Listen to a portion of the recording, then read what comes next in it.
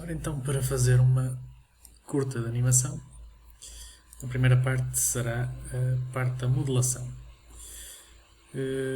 Para modelar objetos, podemos partir de objetos primitivos ou partir do zero.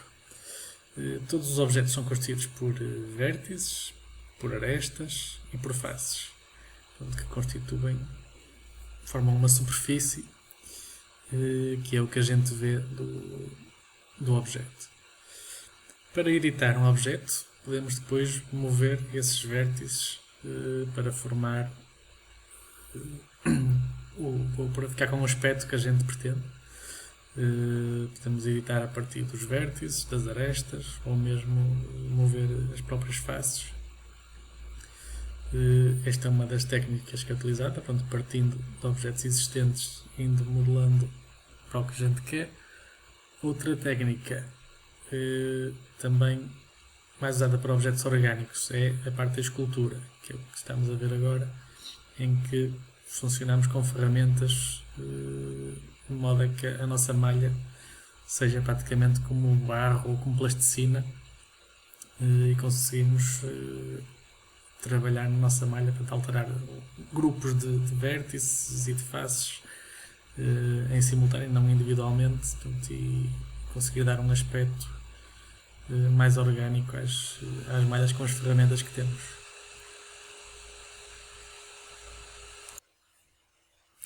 Depois de criados os objetos, outra coisa importante é os materiais. Portanto, os materiais vão definir como é que o objeto vai aparecer. Podemos no Blender alterar a sua cor, alterar se é mais as propriedades refletivas, se é mais refletivo ou mais difusivo. Podemos inclusivamente aplicar texturas com imagens para dar um aspecto mais realista. Portanto, dependendo do material, podemos dar diferentes aspectos aos nossos objetos. A iluminação também é um aspecto importante para se poder ver os materiais. Temos diferentes tipos de lâmpadas que podemos adicionar. Podemos ajustar a sua intensidade, alterar definir a sua posição e definir também o tamanho dessa fonte de luz que vai ter influência nas sombras, se é mais definida ou se é mais difusa.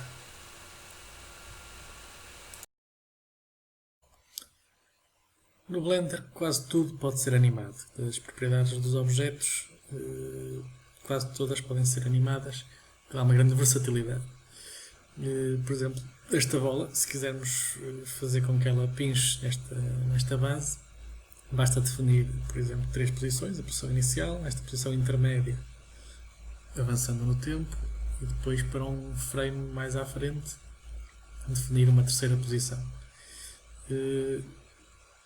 E vamos ver que o Blender interpola depois os valores da posição da bola nesses pontos intermédios entre os pontos que a gente definiu. Não temos que definir a posição em todos os frames, só temos que definir em alguns pontos-chave, que o Blender depois consegue interpolar esses valores. Mas como estamos a ver aqui, este movimento que está a ser feito para já de forma linear, o que não é muito realista para uma queda de uma bola. Portanto, estamos a ver que a bola está a variar linearmente com a mesma velocidade e em linha reta entre os pontos que a gente definiu. Mas podemos alterar isso, portanto, definir aqui como é que vai ser a variação da posição da bola entre os pontos que a gente definiu. Portanto, podemos ajustar essas curvas. Neste caso, devido ao efeito da gravidade, ela vai aumentando a velocidade até chegar ao chão. Portanto, isso. E depois há um ressalto e a velocidade vai diminuindo até chegar à altura máxima. Portanto, fazendo essa alteração torna as coisas mais realistas. Outro tipo de animação que podemos fazer é animar a própria malha. Aqui anteriormente animámos a posição da bola, agora vamos animar os vértices.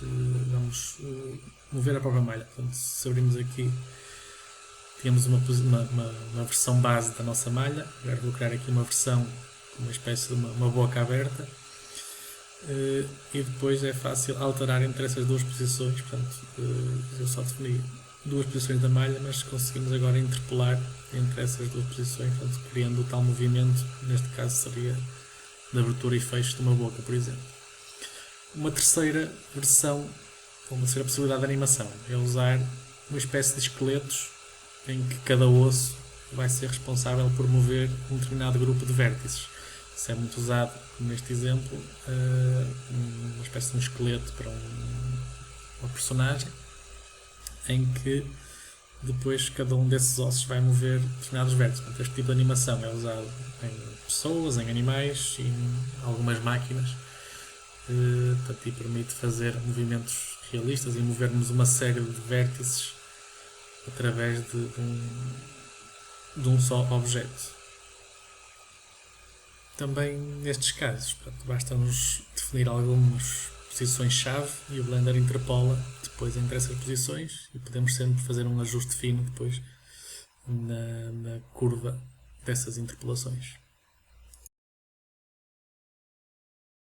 Depois de termos a animação feita, temos que começar a definir o que é que vamos visualizar. Então podemos introduzir um objeto que é uma câmara, e a câmara é que vai definir, então, dentro de todos os nossos objetos, o que é que a gente vai estar a ver, através de que ângulo e qual a resolução final da imagem. Portanto, aqui à direita conseguimos ver a perspectiva da câmara. Podemos alterar a posição da câmara. Neste caso estamos a ver a bola a pinchar de lado, agora estamos a ver a bola a pinchar na direção da câmara. A própria câmara também pode ser animada, portanto podemos definir, aqui neste caso no frame final, que ela vai terminar nesta posição e que no frame inicial ela vai estar a ver a bola de lado. E com isso conseguimos que o Blender depois interpole entre uma posição e outra, podendo sempre essa interpolação ser ajustada. Tendo os objetos, iluminação, materiais e câmara, o passo seguinte é fazer a renderização, que não é mais do que obter a sequência de imagens de toda a animação. Outra das ferramentas do Blender é a composição, em que podemos editar ainda as nossas imagens renderizadas. Neste caso, tinha aqui uma parte transparente, podemos incluir, por exemplo, uma imagem de fundo. Podemos também incluir uma série de efeitos, como fazer ajustes das cores, ou outros efeitos, montagens que sejam úteis para o vídeo em questão. Finalmente, a parte final será a edição do vídeo.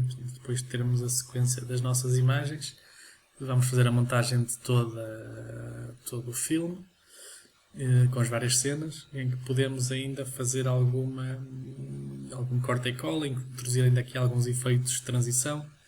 Por exemplo, aqui neste caso tenho duas sequências, uma bem renderizada, outra com uma renderização mais rápida, sem os materiais. Portanto, podemos ver aqui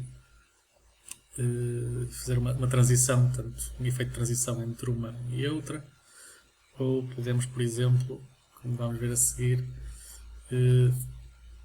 escalar, se quisermos, por uma sequência ao lado da outra. Portanto, há uma série de efeitos ainda que se pode fazer aqui na parte de edição de vídeo, para além, naturalmente, da introdução também aqui nesta fase do som que vai acompanhar as imagens. Portanto, e é daqui depois que sai então o fecheiro final em vídeo do filme de animação.